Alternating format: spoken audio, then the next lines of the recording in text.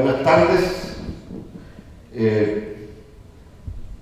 Queremos presentar el primer programa de conversación de la Fundación Constituyente 21 que se llama Lo Cortés no quita lo constituyente. Y básicamente es conversar, reflexionar, compartir, y en esta oportunidad tenemos unos tremendos invitados que han parido, porque esa es la palabra cuando se gesta y se hace una gestación que da luz un libro muy importante para la coyuntura y el presente y el futuro de Chile. Y es Alberto Mayor. ¿Cómo estás, Alberto? ¿Qué tal? ¿Cómo estás, Esteban? Uno de sus autores de este libro, junto a José Miguel Ahumada. ¿Cómo estás, José Miguel? Este es un libro que se llama Economía Política del Fracaso, y que es bien importante e interesante la vinculación de la economía política, que es uno de los temas, o probablemente la concepción de articulación que hace mucho tiempo faltaba en la reflexión en la política y en la economía chilena, y esa vinculación con la coyuntura. Bueno, Alberto Mayor, ustedes ya lo conocen, es sociólogo, es académico, él además es investigador, es también analista político, está en televisión, es alguien que lo vemos bastante frecuentemente comentando, reflexionando también en radio. Él ha escrito muchos libros importantes que han marcado debate, ¿no? Por de pronto, El derrumbe del modelo, por citar alguno, que yo creo que tiene una vinculación muy cercana y está muy implicado con la economía política del fracaso, y para nombrar uno reciente que también está vinculado con lo que está ocurriendo, ¿no? Que es el libro sobre la concertación, que se llama La nueva mayoría y el fantasma de la concertación. Alberto también es consejero de nuestra Fundación Constituyente 21, ha sido profesor de nuestra escuela de monitores y monitoras para la Asamblea Constituyente. Bueno, y José Miguel, ¿no? José Miguel Ahumada, él es cientista político, tiene a su haber, una colección grande de créditos académicos, tiene 2 magíster y es candidato a doctor en Historia del Desarrollo en Cambridge. Sí. Bueno, yo quiero hacer la introducción sobre este libro que se lanza en los próximos días, Economía Política del Fracaso, haciéndoles un par de preguntas, pero contextuando lo que está ocurriendo en Chile, porque lo importante de este libro es que nos lleva a una reflexión que la vemos todos los días. Hace unos días atrás, el señor Milenbrock, que es el presidente de la SOFOFA, plantea que frente a esta propuesta de proceso constituyente que ha hecho la presidenta, pero que está más bien bajo la presión de la ciudadanía sobre una asamblea constituyente, un cambio de la Constitución, plantea que la mayor preocupación de los empresarios es que se ponga en cuestión el derecho a propiedad, ¿no? Y se afecte, por tanto, las inversiones y el crecimiento, ¿no?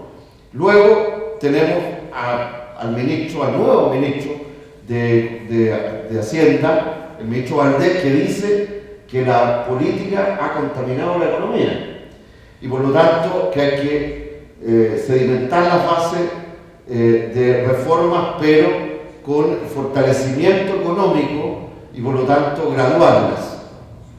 Finalmente, hace algunos días atrás, el partido de la senadora Isabel Allende, que es uno de los partidos de la coalición Nueva Mayoría, ha señalado que dada la crisis política, crisis institucional, decimos nosotros, ¿no? Las reformas del gobierno de la presidenta Bachelet, que es parte de esa organización, ¿no? Por eso es tan importante mencionarlo, habría que reducirlas, habría que graduarlas, habría que subordinarla a este proceso que está en crisis de la política, lo que nos daría también que ver que finalmente era bastante más concertación que nueva mayoría, a propósito del libro de Alberto sobre el fantasma de la concertación de la nueva mayoría, es decir, prácticamente es la formalización de la cancelación de las ya moderadas reformas que eran bastante prosistémicas, por lo demás. Y en ese contexto, este libro, Economía Política del Fracaso, creo que tiene mucho sentido. Alberto, José Miguel, ¿cuáles son el núcleo? Yo entiendo que ahí hay una reflexión que desmitifica, valga la redundancia, el mito de la modernización de la economía neoliberal chilena y la vinculación con la política. ¿Cuáles son los ejes de esta reflexión del trabajo que han hecho ustedes? Este es un trabajo que con José Miguel una conversación en realidad que tenía mucho tiempo y que es una deuda pendiente a nuestro juicio de reflexión en todo el grupo intelectual y académico que piensa en la economía. Aquí varias de las cosas que podemos decir políticamente se han dicho y los políticos muchas veces han reconocido muchos de estos problemas, pero hay algo que no se ha dicho y que siempre se esquiva y que cuando se plantea la problemática prácticamente nadie quiere decir. Y ese es el corazón del libro. ¿Cuál es ese punto en cuestión? Muchos dicen, mira, este modelo económico produjo crecimiento.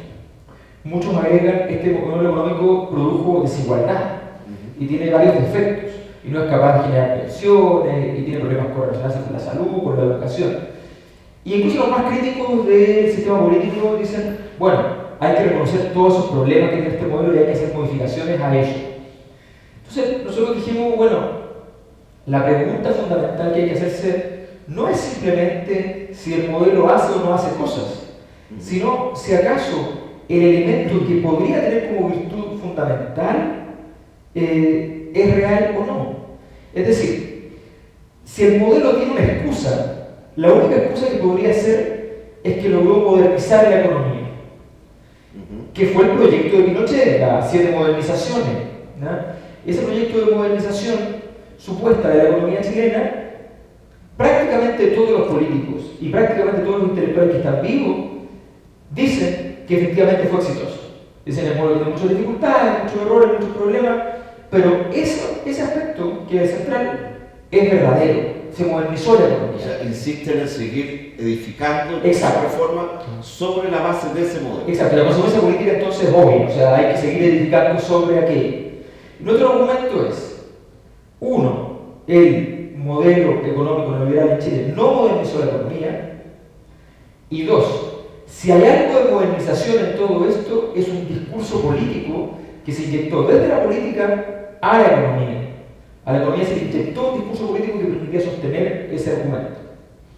Yo creo que tu introducción es súper buena porque el gran debate que hoy día está existiendo es cómo cuidar el crecimiento, ¿no? O sea, la derecha dice cuidemos el crecimiento, hagamos reformas en la medida de lo posible, entre comillas, pero cuidemos lo conquistado. La nueva mayoría más exactamente igual. O sea, nosotros hablamos de la reforma constitucional, pero ojo que si vamos más allá de cierto límite, vamos a poner en jaque lo que ha sido la base material del desarrollo chileno. Aquella base material que supuestamente hoy día nos hace ser un país que somos de ingresos altos, según los organismos internacionales, y que por lo tanto habría que cuidar, habría que mantener y en el mejor de los casos profundizar. Lo que nosotros sostenemos es de que esa idea, esto es, hubo modernización económica, pero con ciertas trabas en el campo político que existe desde Pinochet con las 7 modernizaciones. Se reproduce en Pironi, se reproduce en gran parte de los debates de los 90, y hoy día se reproduce también en libros como El Otro Modelo, que también le hacemos una crítica. Esa hipótesis no tiene sentido. El Otro Modelo, ese libro, para los que nos escuchan, está escrito por quién? Adria Benavente, Couso, claro, me falta uno. Que diríamos que podríamos ubicarlos como los intelectuales de la nueva mayoría, de la concertación nueva mayoría. Claro, exactamente, que de hecho es bien interesante porque ellos dicen vamos a construir un nuevo ladrillo para el proyecto de la nueva mayoría. Lo presenta Michelle Bachelet, o sea que no es nada fácil que presente Michelle Bachelet un libro. Es difícil que dé una entrevista, imagínense que presente un libro. O sea, ahí hay una bendición. Exacto. De la lógica religiosa. Y se le pone por la portada, se ponen ladrillos para demostrar que este es el nuevo ladrillo, el ladrillo del nuevo proceso que en los próximos 40 años conducirá a nuestro destino. Han pasado 2 años y no hay nada de eso. Ese libro ya dejó de ser vigente porque además no había ninguna propuesta correcta, no había nada de decir, esto es otro modelo. ¿Cuál es el otro modelo? ¿De qué se trata? Entonces ellos reconocían lo siguiente, la tesis de la raíz, Guillermo Larraín, que la escrito en otro libro, estaba ahí, inspiraba el libro. Lo que pasa aquí es que lo que decía Aníbal Pinto, que Chile era un país que tenía una economía poco modernizada, pero una política moderna, se invirtió, dice la RAE. Y lo que pasa es que hoy día tenemos una economía moderna y una política que ha perdido su carácter modernizador. Bueno, nosotros lo que decimos es que esa hipótesis también es falsa y que aquí lo fundamental es que efectivamente hay una merma de modernización en la política chilena, eso no cabe ninguna duda.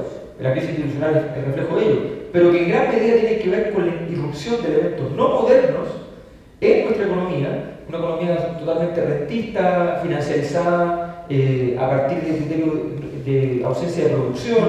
O sea, todo eso es lo que generó este escenario que termina en un sistema político que tiene que defender. Eso es lo interesante, el sistema político hoy día está hecho para defender al modelo. Correcto. Y eso es el sistema, es la Constitución, era el sistema binominal para reproducir la reputabilidad del modelo. En la introducción ustedes señalan una cosa que me parece muy interesante y que lo vincula bien con este concepto de economía política. O sea, podríamos uno recurrir al formato más coyuntural, ¿no? Estamos viviendo, hoy día, en estos días se formalizan políticos de la UDI por el caso de la corrupción del Grupo Penta, que resultaron ser prácticamente un partido que era una suerte de filial, o más bien una franquicia de un grupo económico en política. Era una franquicia, Soquimich, en donde hay una transversalidad, ¿no? Desde el operador de la campaña de la concertación Frey y de Bachelet, pasando por políticos socialistas, demócratas cristianos, el presidente de la democracia cristiana, los hijos de él, etcétera, etcétera, etcétera. Pero también hemos descubierto, el país con estupor, de que este famoso modelito, ¿no? Tenía pies de barro, ¿no? Porque además decíamos, mira, todos los otros son, los vecinos son corruptos, no tienen estados con densidad, y resulta que todos los días descubrimos facturas, boletas, ideológicamente falsas, pero al mismo tiempo, ¿no? Que aquí los grupos económicos pagan las leyes, como el caso de Corpesca y otras, que han coineado directamente la elaboración de una ley de pesca que está cuestionada por las calles. Entonces, y eso sin sumar la corrupción de los pollos, las farmacias, ¿no? Los retail, esta vinculación, ¿no? Con la economía política tan profunda, esta reproducción desde el punto de vista de usted, ¿cómo no pudiera reflexionar esta gran acumulación de que hay un sector moderno de la economía, ¿no? Que gana montones, que vive fantástico, ¿no? Que está inserto mundialmente, con la desigualdad y con lo que ustedes llaman de que es un mito, la modernización, el modelo económico moderno? ¿Cómo uno podría ver todas estas cosas que saltan y lo vincularlo? Yo creo que es muy buena la metáfora. Osvaldo Zunkel, uno de los padres del estructuralismo, ¿cierto?, definía que una economía periférica era aquella economía que se integraba globalmente, se integraba al mundo, como tú bien dices, ¿cierto?, con los grupos económicos, ¿cierto?, exportando, el sector financiero, las empresas multinacionales chilenas, llegando capitales a Argentina, Perú, etc. Y por otro lado, una economía que se desintegra en el campo interno. O sea, si uno ve en Chile, ¿cuáles son los dos grandes pilares de la acumulación capitalista en Chile? Son el sector extractivo, el sector exportador, que hoy día seguimos exportando más del 80% de recursos naturales. El 70% de lo que exportamos a China es cobre, que es la misma situación que se viene ocurriendo desde mediados de los 80. La segunda fase exportadora de... O sea, que ahí no hay modernización, claro. No hay valor agregado, no hay tecnología. Exacto, hay pérdida agregada, en general hemos ido retrocediendo. En términos de la segunda fase exportadora que se prometía en los 90, quedó en un profundo sueño. La gran ventaja comparativa del sector exportador chileno sigue siendo la explotación de la fuerza laboral, o sea, no por nada el sector agrícola y el sector pesquero es de los sectores con peores salarios, ¿no? Debajo de los 300.000 pesos, 299 en la pesca y 230 en el sector agrícola. Perdón, por eso el ministro de Hacienda dice que Chile ni siquiera está preparado, imagínense, ¿no?, a tantos años para una negociación por ramas de la producción en este país. Exacto. No estamos preparados, somos todos unos niñitos. Exactamente, entonces tenemos esta situación en el sector exportador de superexplotación laboral y también de superexplotación medioambiental. Esos son los dos grandes pilares de la competitividad del sector exportador. Y en el sector interno, no muy diferente a la situación. Tú acabas de dar los ejemplos de Soquimich, ¿cierto?, de la vinculación política y dinero, parafraseando del libro de Martelli. Claro. Que se autodenominó operador. Claro. Y por otro lado, en el mercado interno lo que vemos es una pyme que explica, digamos, el 60% del empleo, que se ve constantemente discriminada y excluida del mercado. O sea, si uno ve hoy día en los 90, la pyme explicaba el 20% de las ventas, hoy día el 13%. Y si uno ve la gran empresa, el 0.2% de las grandes empresas explican el 70% de las ventas en Chile. O sea, vemos una estructura oligopólica, típica de una economía periférica. Y la pregunta es, ¿cómo el sector del retail, que hoy día es uno de los grandes sectores, uno de los más fuertes de la economía nacional, Cencosud vende la misma cantidad que Codelco en términos de venta, el retail el 17% lo mismo que la minería. O sea, el sector del retail es un sector, uno de los más importantes de nuestra economía, y la pregunta es, ¿de dónde saca la demanda? O sea que la gente que compra en cuota, que somos la mayoría de los chilenos, paga varias veces probablemente por ese mismo producto, porque ahí hay una especulación, un servicio financiero, un valor del dinero, ¿no? Pero es justamente lo que hacemos en el libro, o sea, esa demanda efectiva que compra esos productos no es sustentada en bases reales, no es sustentada en los salarios, sino en el endeudamiento.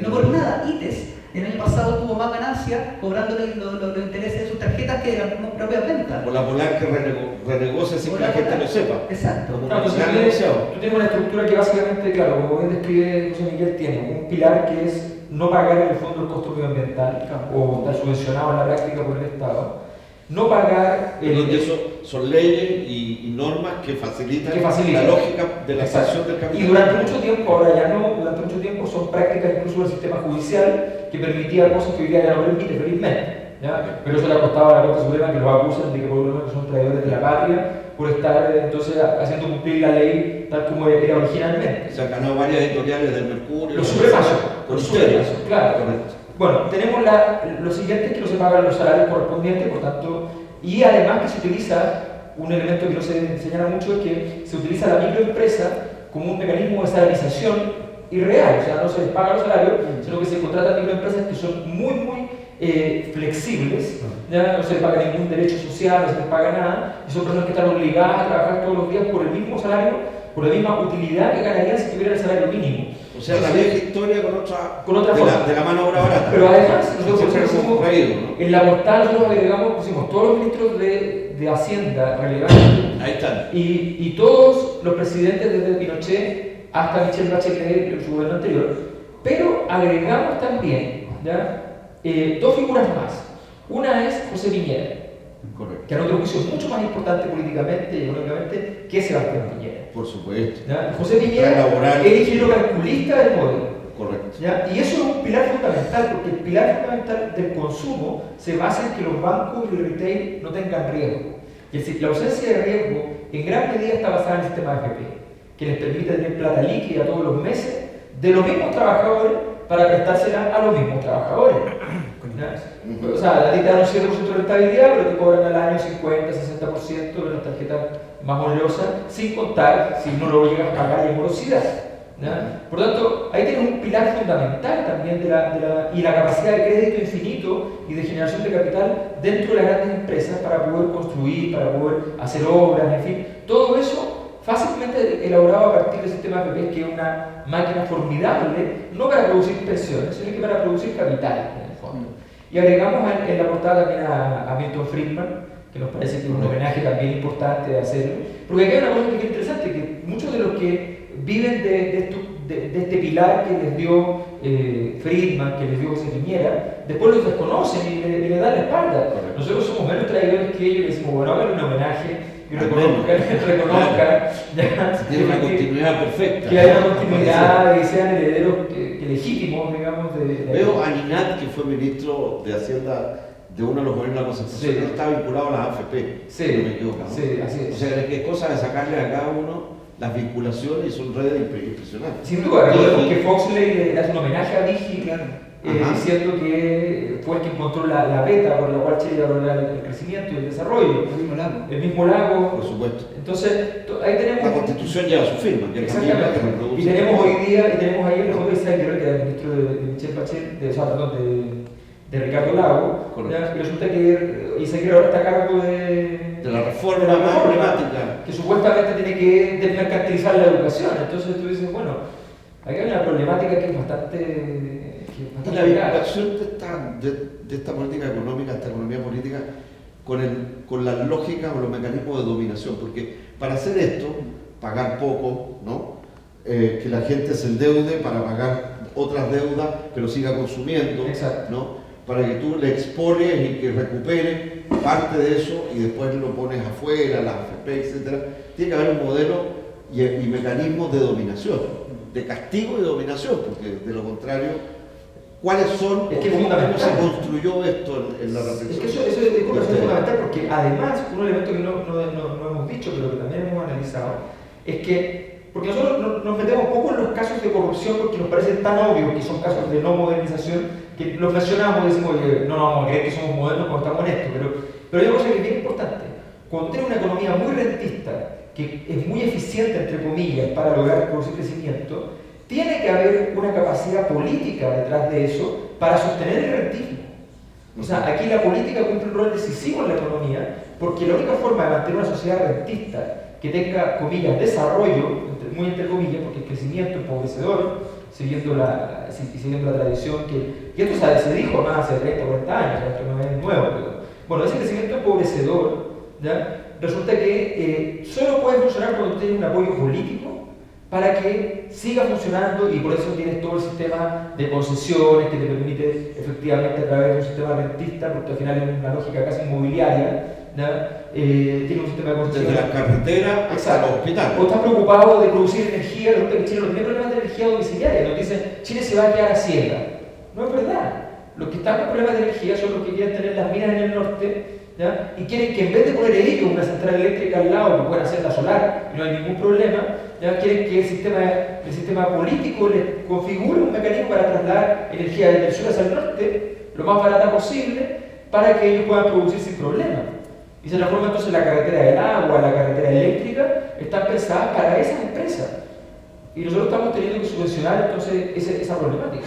Si yo les preguntara, perdón. Sí, no, yo creo, volviendo a tu pregunta de los sistemas de dominación, me quedé pensando, yo creo que en el sector externo, yo creo que lo que aplica es el látigo del hambre, como decía Belén, o sea, la más brutal forma de explotación, mientras que en el mercado interno yo creo que hay un mecanismo disciplinario en el endeudamiento, que hoy día ha sido estudiado en Europa, pero el rol, digamos, simbólico del endeudamiento, de en el fondo echarle la culpa al consumidor porque está endeudado. O sea, hay una función política, disciplinaria del endeudamiento, que si bien no aparece en el libro, esperemos que salga en una segunda edición, ¿no? Claro.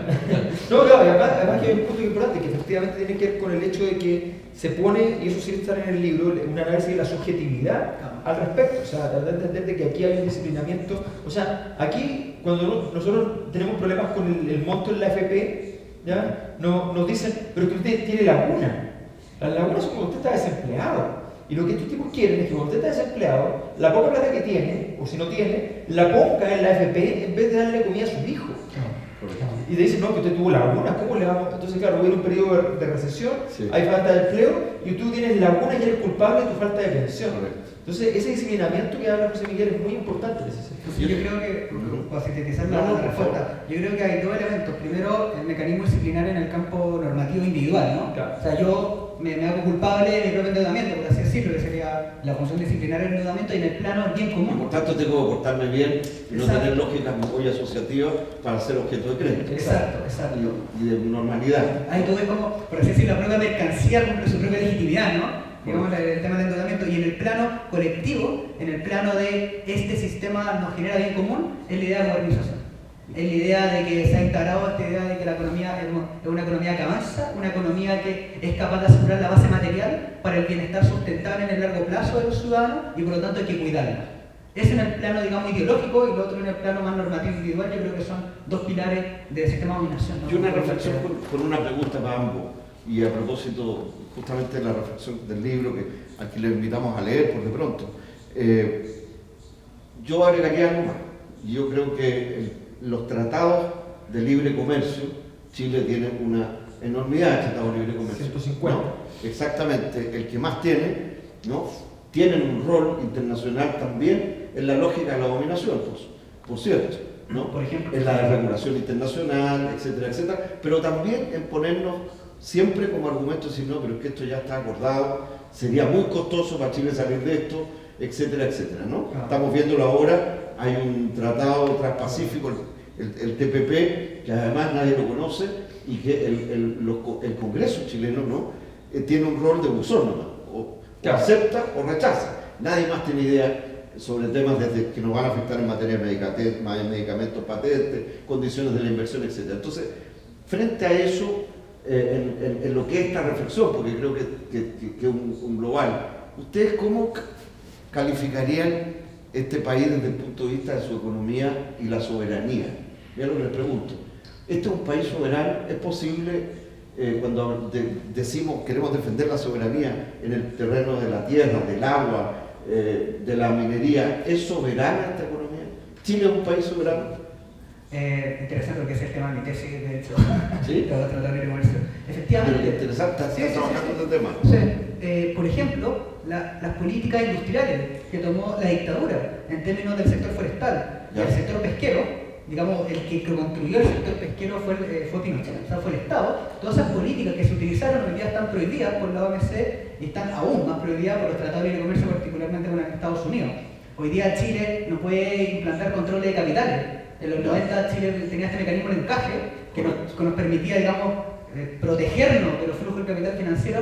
Hoy día, después del Tratado de Libre Comercio, está ampliamente, digamos, limitado. O sea, es prácticamente imposible aplicar esa política que fue tan eficiente en los años 90. En términos de aranceles, por ejemplo, todos los casos de desarrollo que nosotros tenemos después durante el siglo XX, particularmente en los países asiáticos, que una de sus políticas fue aranceles diferenciados para proteger la industria, hoy día eso está prohibido por la OMC y aún más por los tratados de libre comercio. Lo mismo sucede con el tema de propiedad intelectual. Todos los países... ¿Hay capitalismo nacional? ¿Hay sectores productivos nacionales que uno puede decir, mire, aquí hay que tener políticas para estos sectores, o está todo tan transnacionalizado? ¿Cómo se da el balance de la economía actual? Sí, yo creo que los sectores que podrían tener un tipo más proteccionista sería el sector manufacturero, que ha sido destruido desde los 90, desde mediados de los 80 hasta el día de hoy.